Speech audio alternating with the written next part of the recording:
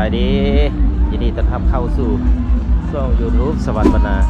วันนี้จะนำมาท่านผู้ชมไปรับชมพี่น้องงานเทศกาลบุญพระธาตุเมืองเก่าประจำปี 2026 วันนี้ก็เป็นวันที่ 31 เดือน 1 2026พี่น้องก็ถือว่าเป็นค่ำคืนที่2ซึ่งเริ่มแต่ที่29 เดือน 1 2026นี่คือท่านผู้ชมนี่เขาจะมาทางเบื้องแคมป์ของบรรยากาศในรถนี่ว่าหลายพอสมควรนี่จอดอยู่ไหนนั่นละไปเข้าไปเบื้องในพี่น้องไม่ต้องเบาเงา เข้าไปเบิ่งสมเบื้องในเพราะว่าในปี2026คนได้จัดยิ่งใหญ่พี่น้องก็ได้ว่าจะนำพาท่านผู้ชมเข้าไปชมว่าบรรยากาศจะเป็นแบบไหนนี่โอ้ทางเบื้องเข้าเพิ่นก็ได้มีการขายมามันเท่านี่พี่น้องนี่เรียกว่า1 โล 10 พันกิปีกายบ่ได้มีได้พี่น้องอยู่จุดนี้ปีนี้เพิ่นคือว่า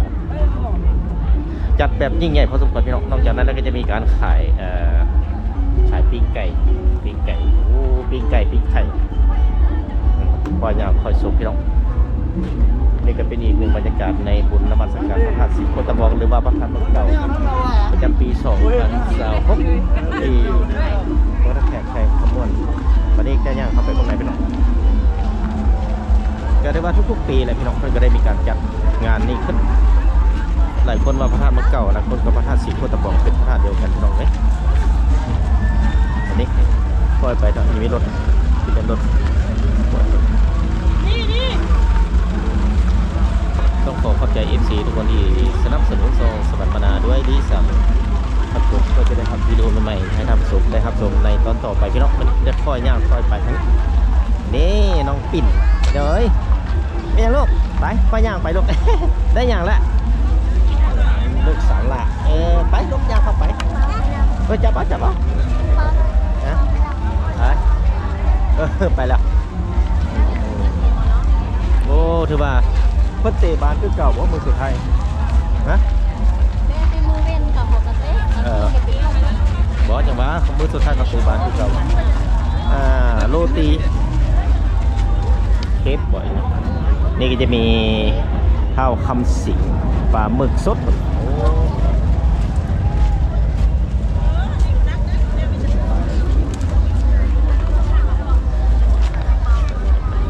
นี่ก็จะเป็นเผ็ดแมงทอดแมงทอด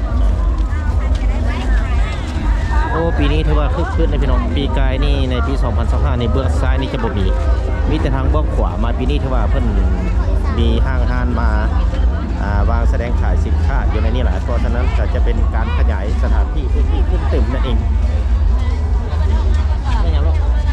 นะไม่ยังฮะอ๋อบัตรมาจะแม่ซื้อเลยซื้อไปหิ้วมาอยู่เลยออกมาแล้วแบบนี่ลูกนี่ของสาวพันกิจที่เป็นของตาล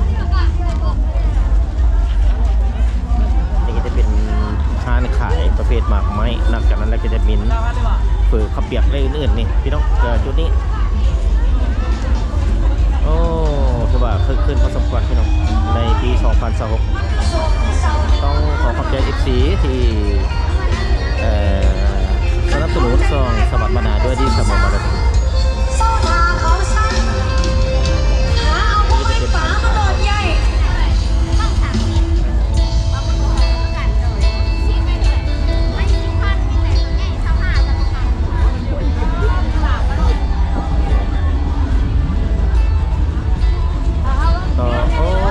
คืนพี่น้องไว้ปีนี้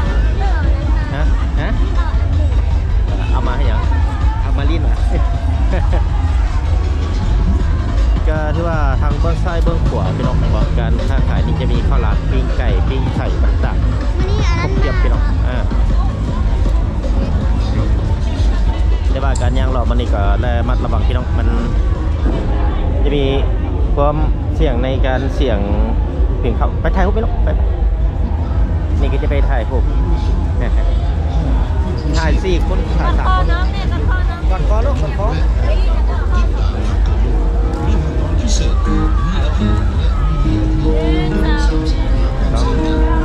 สวยงามเขาไปถ่ายอยู่บนสิ่งนี่ลูกสาวลูกชายนี่ก็จะเป็นอาหารขายและ จะเป็นแบบเศษสดพี่น้องแบบของส่งอยู่ทางแคมป์ของนี่เลยใกล้กับต้นตาลนี่ก็จะเป็นโทโมสากลว่าย่างชาพาเนี่ยยีราย่างไวพ่อเลยย่างลูกกาล่าย่างไวจังนี่คนเริ่มหลายแล้ว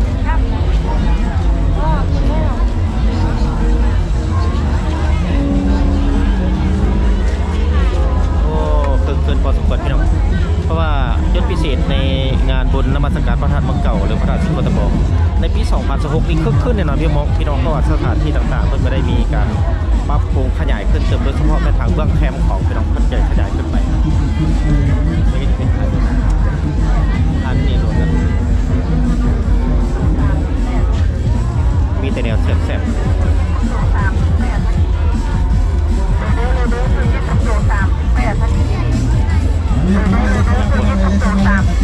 มาพวกไปเนี่ยเอาผมกลับบ้านกำลังจะติดไม้ติดมือมานำ ข้าวจี่แซ่บบัดเท้าจะเป็นข้าวจี่แซ่บบัดเท้าบ่นะ โดยเฉพาะประเทศในจัดโปรโมชั่นพิเศษเลยก่อนละ10,000 นี่ก็จะเป็นแว่นตากันแสงแต่เพียง99,000 กีบอ๋อ แซ่บบันเท้าพี่น้องประเทศ10,000 กีบพี่น้องเลย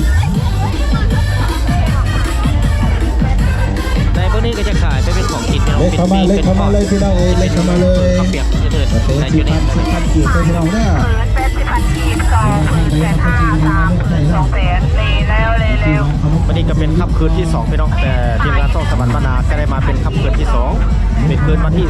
31เดือน1ปี2026ที่งานบุญนมัสการพระธาตุศรีโคตรตะบองหรือว่าพระธาตุเมืองเก่านั่นเองที่เมืองท่าแขกแขวงขมวน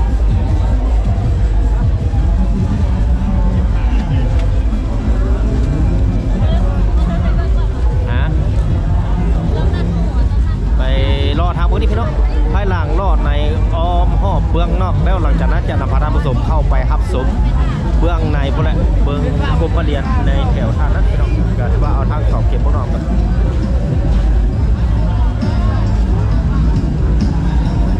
นี่จะเป็นเกณฑ์แกลมตัดพี่น้องก็ถือว่าเป็นทางในที่คนขายอยู่ในเบื้องหลังของกรมเรียนพระธาตุหลวงวันนี้จะออกมาในจุดพิเศษคอยปี 2016นี้เพิ่นได้เห็นรถสังเกตมีวงโดยาขาในปีผ่านมาเพิ่นได้ใส่เป็นแบบผ้าอย่างที่ว่าเพิ่นได้ตกแต่งทางห้างที่มีหน่วยงานทั้งเฉพาะที่ว่าจัดเป็นแบบวงยาขาเป็นเอกลักษณ์นั่นเองเนาะมาจุดนี้ก็จะเป็นห้างที่ว่าขายปลาปิ้งปลาเน็ตปิ้งไก่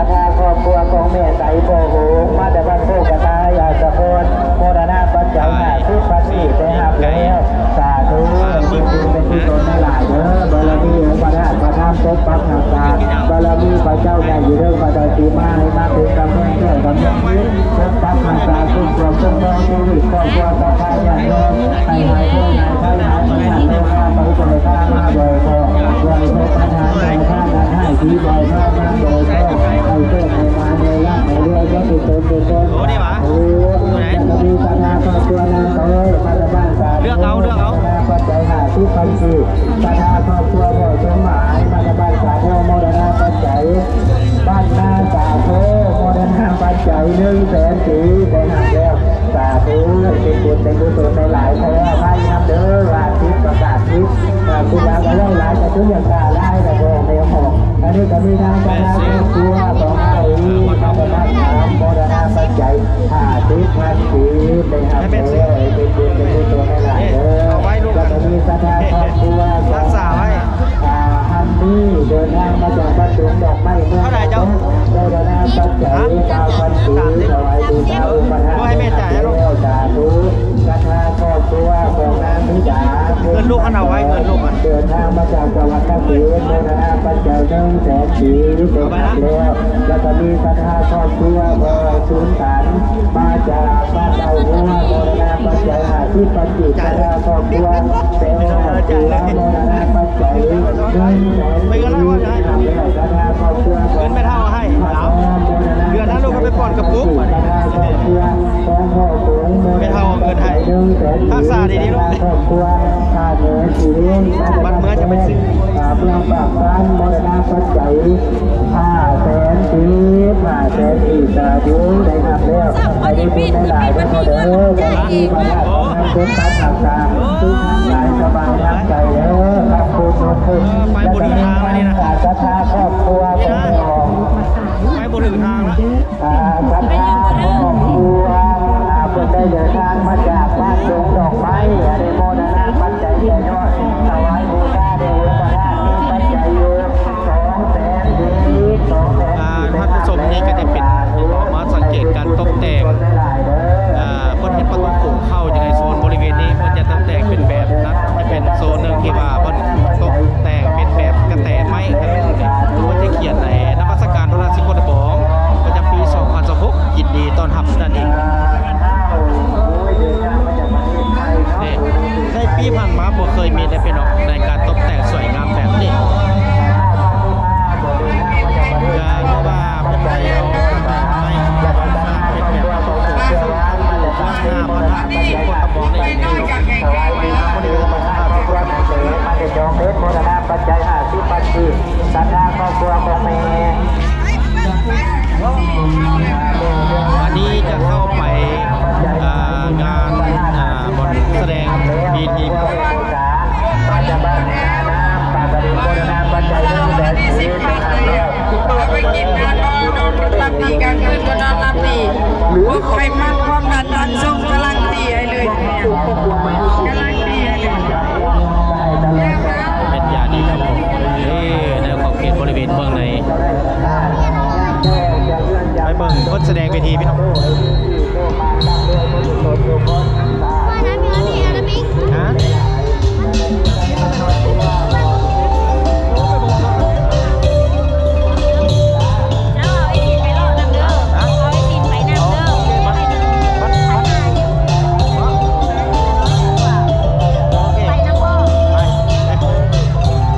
อยู่นี่โดนได้พอสิถ่ายไปดูโดนได้ลงไปใกล้ๆก่อนจะเป็นการแสดงศิลปะ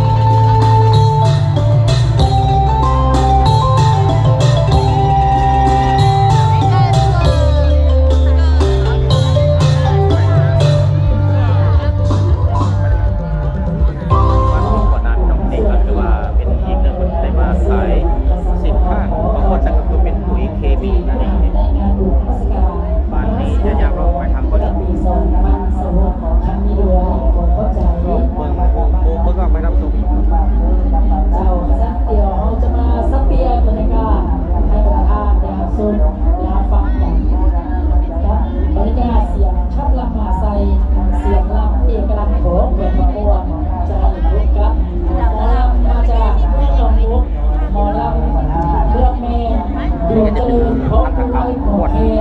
จะเป็น ก็จุดขอซื้อซุ้มแรกขอซื้อประธานทับฟันใด เป็นขวด ขอ ลิง ซื้ ลายแจกจากไม้ดูพี่น้องอยากไปดูในไม้เลยคือดาวสุกินในวันนี้มาในส่วน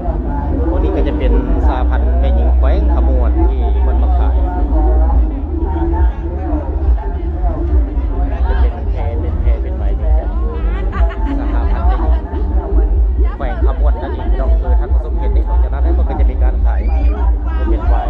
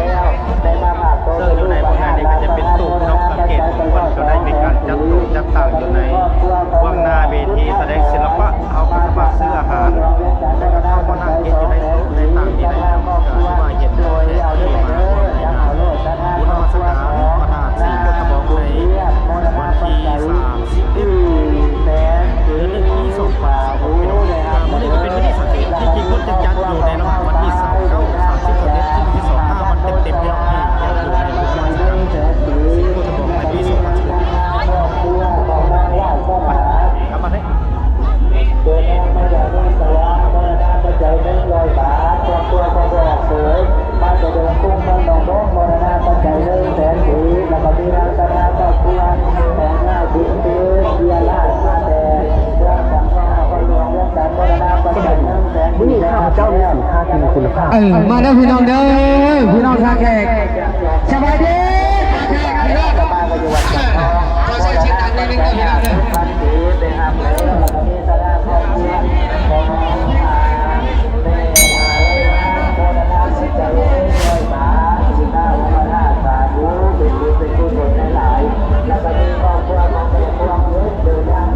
นี่ก็จะเป็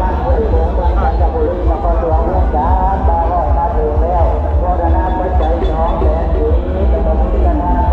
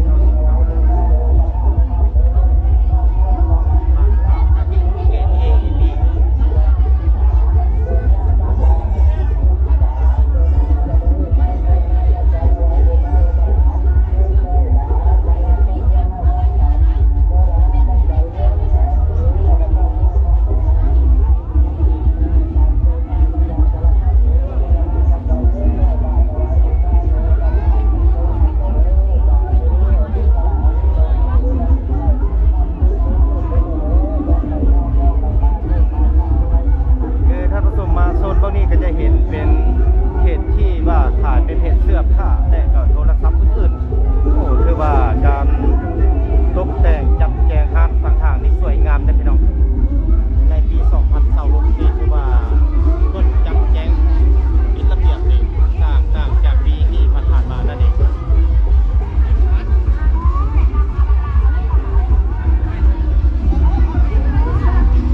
ขายเสื้อขายกระเป๋าอยู่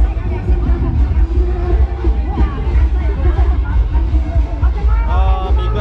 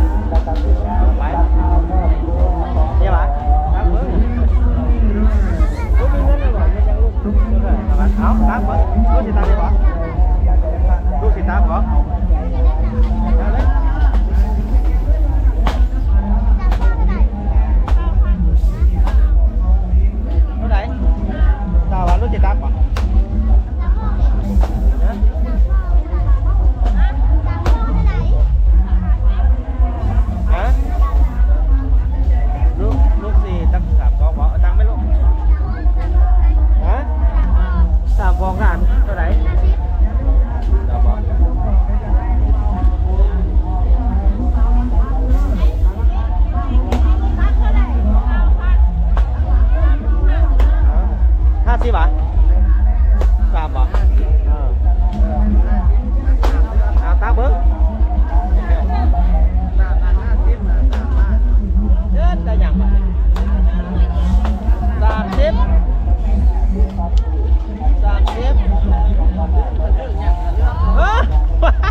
เอาตัวใดลูกเลือกเอา30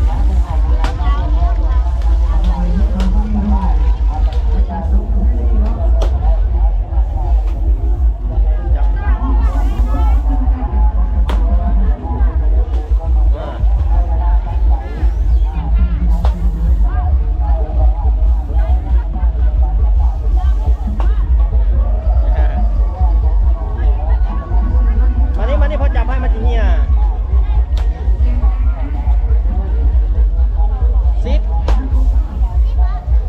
10ไม่ยังหรอบ่เนี่ยโอ้ยมีแต่แนวคักๆเลือกเอามานี่พอจับให้ฮะไม่ยัง10โอ้ยเอา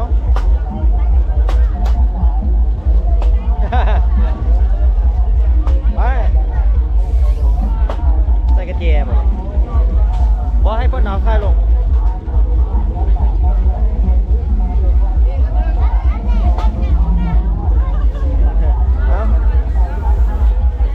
เอาใส่ถุงไหมมันเหี้ยมั้ย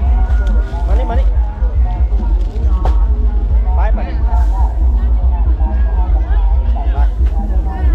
เพิ่นละจ้ะ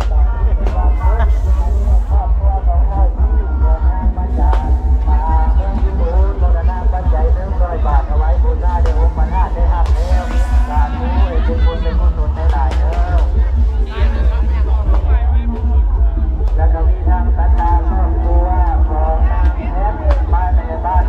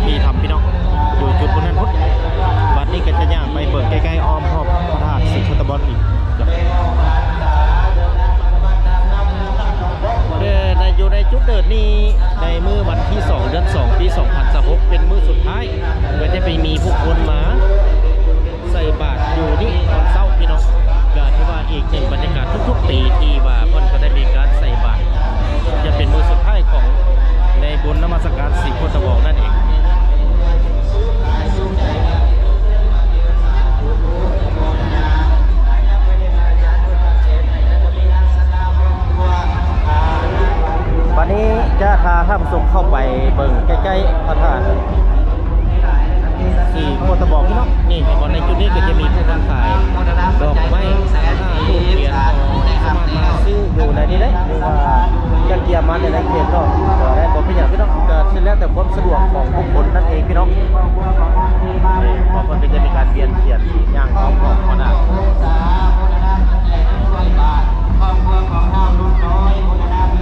ทุกสังทุกจะได้มาเห็นทุกๆปีแล้วพี่น้องเกือบทุกๆปีพวกข้าเองก็ได้แต่บ้านปีกับคนเกือบทุกปี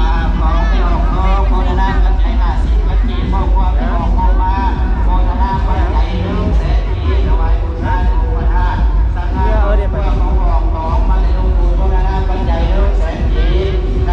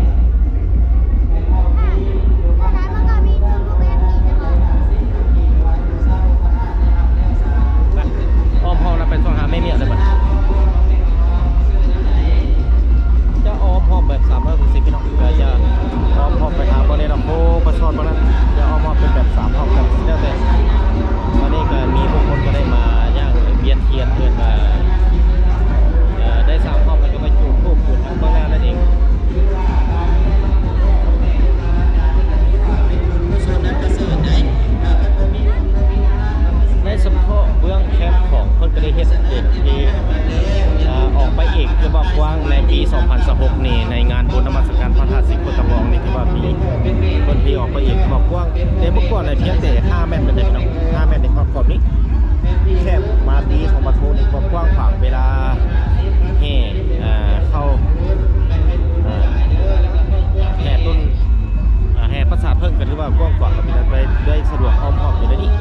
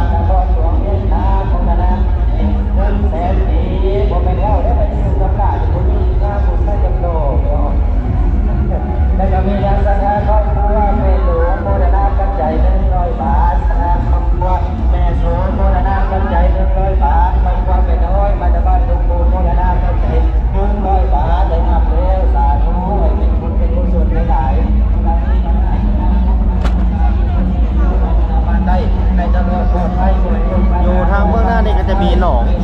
มีตุ่มแล้วก็มันจะปล่อยปลาได้ปีนี้ก็จะมีปลาปลานิ่มนะเป็น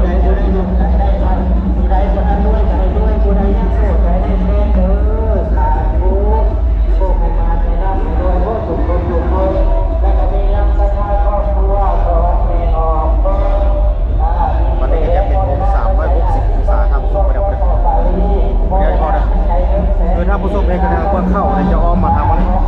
จะเป็นมุก360 องศาอยู่ในจุดนี้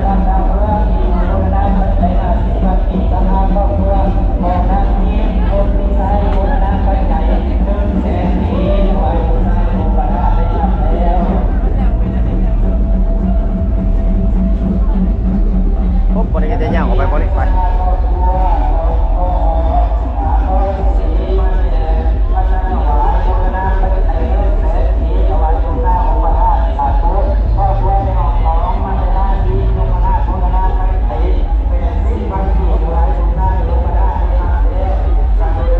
สวยงามพี่น้องทางเบื้องซ้ายเบื้องขวาเตรียมบักเบงขันห้าต่างๆรูปเทียนบูชามาแวะซื้ออยู่ในนี้ไปสักการะบูชาในพระราชสิงห์โคตะบองเลย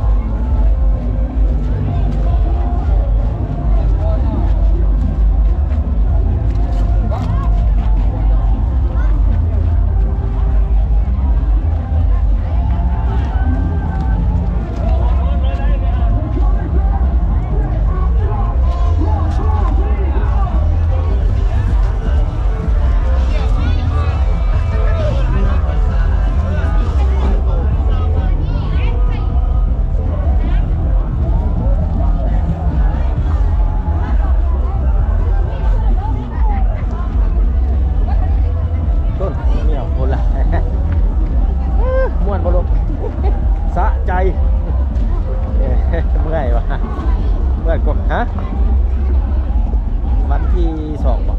บ่ละวันจันทร์บ่บ่ายมันคือสุดท้ายเลยเบิ่งก่อน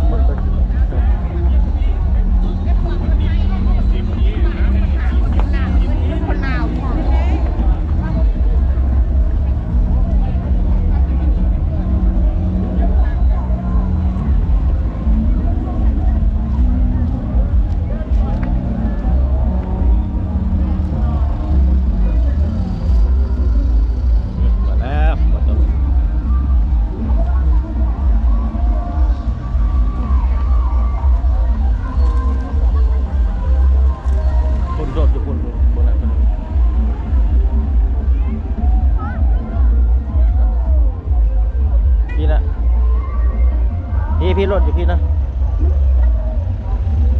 รถอยู่พี่นะรถนะย่างมาอยู่พุ่นพี่นะ